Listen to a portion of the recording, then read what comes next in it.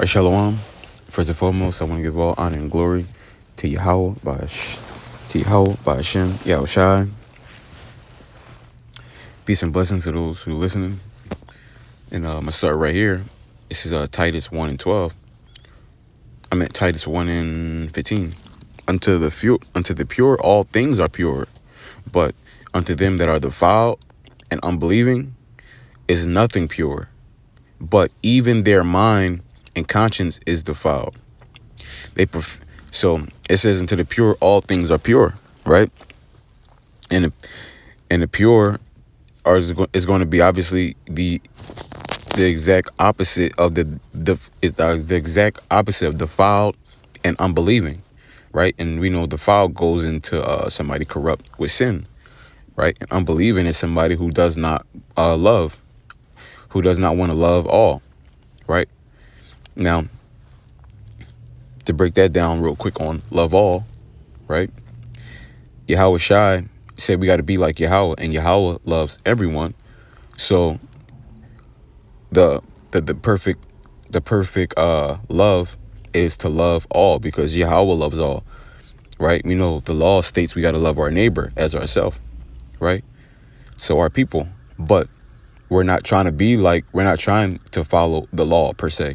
We're trying to follow Yahweh and Yahweh Shai, which is to love all. That's the move. Okay, that's what we do. So it says, unto the pure, all things are pure. And the pure are going to be the people who are believers, right? Who follow love, right? Who are not laden in sin. To them, all things are pure, in the sense of not in the sense of there's no good and there's no evil, there's understanding and a sobriety of what's actually going on, right? Like, for an example, Peter bucked up against Yahweh Shai, and Peter bucked up against Yahweh Shai when Yahweh Shai told him, I'm going to have to die and suffer many things, right? And Peter was like, nah, that's not going to happen. Not on my watch. I'm not going to let that happen, right? And Yahweh Shai said, get out of here, Satan.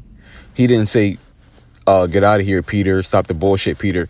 He said Satan, right? Because he understood that Peter wasn't wrong himself, but it was spirits on Peter, right? And I just did a video, the video I did previous before this, called Don't Feed Satan. And I'm going into various examples where Satan is infiltrating people and getting them to do things they're not supposed to do, right? And the only way when you follow God and you understand all things, right? All things that are important, you understand that people are not bad. They just have bad spirits on them. And you have to acknowledge that, and you have to understand that and move accordingly. Right? Because when you start to think, okay, this person in front of me is bad, then you start moving against this person, right? You can have vengeance, you can hold grudges, etc. But when you understand that it's not the person in front of me that's bad, right? The problem isn't the person in front of me. The problem is the spirits on this person. That's why Yahweh Shai said, get out of here, Satan, because he understood that it wasn't Peter, right? He understood that it was a spirit on Peter.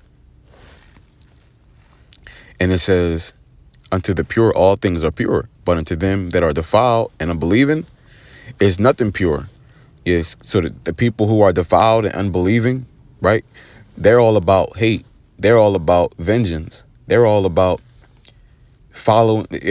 executing people according to what the law says, right? These are these people. They're sickos, right? They're the ones that, well, I ain't gonna say they're sickos, but they got bad spirits on them as well, right? You have there's one story where you had the king. Yahweh was telling the story. You had a king that forgave this one servant for all these things that he's done against the king, right? For the debt that he had. And since that guy, he humbled down and wanted forgiveness, he was granted mercy. They allowed him to get mercy. the king allowed him to get mercy from his debts. So that same person turned around and didn't have mercy upon one of his brothers. And the king basically gave him back all that debt that he had. So, in other words, you gotta, that's what it all boils down. It goes back to, because the pure are going to love, right? The pure are going to love, and they're going to understand that spirits are on people. They're going to understand that they cannot condemn a person. They cannot hold a person up to the law, because when you hold a person up to the law, you basically you basically put your name into the hat to be judged by the law, right? Now, the blood of Yahushua is only going to cover the people who don't judge people by the law. You got to judge people by love, right? We got to operate in love, not judge people by the law. That's what I meant to say. We operate in love. We don't judge people by the law. You can't say, okay, well, this guy did this, but according to the law, this is how we carry it out. No, it ain't nothing according to the law. We don't do no penalties according to the law. No penalties are to be carried out according to the law, right? Anybody who's carrying out penalties according to what the law says, they're going to die, right? That's why Yahushua was telling the people, if you without sin, go ahead, throw that stone, right? So, but if you committed sin ever, which everybody has, because scriptures say, it tell you itself, all men have fallen short, okay? And it also tells you in Psalms 130 that if the Lord were to give out punishment according to wrongdoing, everybody's finished. So nobody can throw a stone out here. Nobody can hold anybody to no law. And if you do, you only setting yourself up to be destroyed, okay? But that's what the unbelieving are going to do. They're going to try to hold people up to the law, right? But that's a part of the unbelieving. You got unbelievers who just don't care about God. They don't care about love, right? But you're going to have people who claim to follow God, but they want to hold people up to the law, right? They want to talk about the law as far as this is the penalty for that, right? Those people are not right.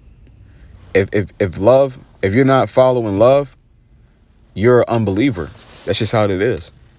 Because we show our belief by following in love and leaving alone the penalties of the law.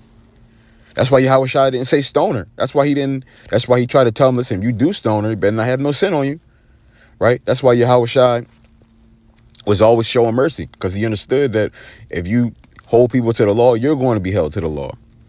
It says, if they profess that they know God, but in works they deny him. What is the works? Works is the love. That's how we show our works, right? Faith is love. When you show your faith, that means you're walking in the spirit of love, right? You believe in love. Now, the works is actually carrying this faith out, right? Loving people. And you got people who profess they know they love God, right? But they deny him because they don't actually do it, right? So they deny it in that work. That's why scriptures say in 1 John 4 and 1 John 4, 7, verse 7 and verse 8, it tells you to know God is to love him, right? And when you read down more, I think it's 20 verse 21, it tells you if a man say I love God and hate his brother, he's a liar, right? So you hate your brother if you want to see him die. You hate your brother if you want to hold him up to the law, right? Yahushua said he's the Lord. He's more satisfied when we show mercy over carrying out the penalty of the law. He's more pleased with us showing mercy than carrying out the penalty of the law, right?